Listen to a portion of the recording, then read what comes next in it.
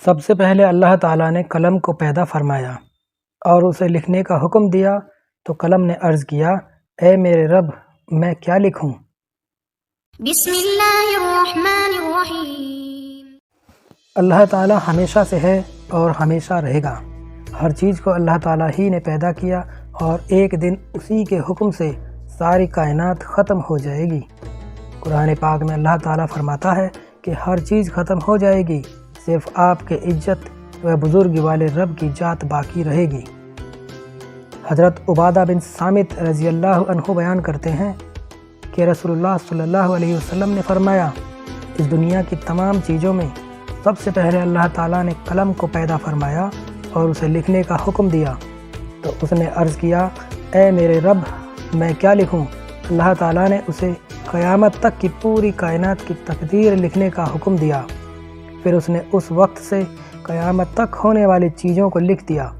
ایک دوسری حدیث میں رسول اللہ صلی اللہ علیہ وسلم نے فرمایا، اللہ تعالیٰ نے مخلوق کی تقدیر کو زمین و آسمان کی پیدائش سے 50,000 سال پہلے لکھا ہے۔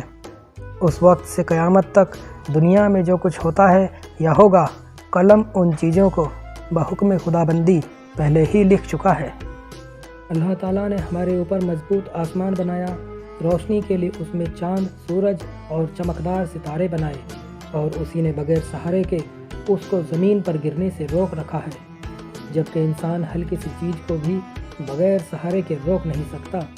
اگر اللہ تعالیٰ نے ہزاروں سال سے آسمان کو بغیر سکون کے روک کر اپنی زبردست قدرت کا اظہار کیا اور لوگوں کو اس میں غور و فکر کرنے کی دعوت دیتے ہوئے فرمایا، کیا وہ نہیں دیکھتے کہ آسمان کو بغیر ستون کے کیسے بلند کیا ہے؟ اللہ تعالیٰ نے پوری کائنات اور اس کی تمام چیزوں کو بے مثال پیدا کیا ہے۔ قرآن کریم میں زمین و آسمان کی پیدائش کا تذکرہ کئی جگہ آیا ہے اور بعض جگہ صراحت کے ساتھ مذکور ہے کہ کس کو کتنے دنوں میں پیدا کیا ہے۔ ان تمام آیتوں کو سامنے رکھنے کے بعد پتہ چلتا ہے کہ زمین کا مادہ تیار کیا گیا اور وہ ابھی اس حالت میں تھا کہ آسمان کے مادے کو دھوئیں کی شکل میں بنایا گیا، تو زمین کو موجودہ شکل و صورت پر پھیلایا گیا اور ساتھ ہی اس کی تمام چیزیں پیدا کی گئیں۔ اس کے بعد ساتوں آسمانوں کو بنایا گیا۔ اس طرح زمین و آسمان اور ان کے درمیان کی چیزیں وجود میں آئیں۔ یہ سارا کام کل 6 دن میں مکمل ہو گیا۔ خود اللہ تعالیٰ قرآن میں فرماتا ہے، ہم نے ہی زمین و آسمان اور ان کے درمیان کی چیزوں کو 6 دن میں پیدا کیا اور ہمیں ان کی پیدائش میں تھکن کا کوئی احساس نہ ہوا۔ فرشتے اللہ تعالیٰ کی مخلوق ہیں، جو نور سے پیدا ہوئے ہیں، وہ ہماری نظروں سے غائب ہیں، کبھی اللہ کی نافرمانی نہیں کرتے۔ اللہ تعالیٰ نے ان کو مختلف کاموں پر لگا رکھا ہے، وہ ہر وقت انہی کاموں میں لگے رہتے ہیں۔ فرشتے بے شمار ہیں، ان کی صحیح تعداد اللہ تعالیٰ ہی کو معلوم ہے۔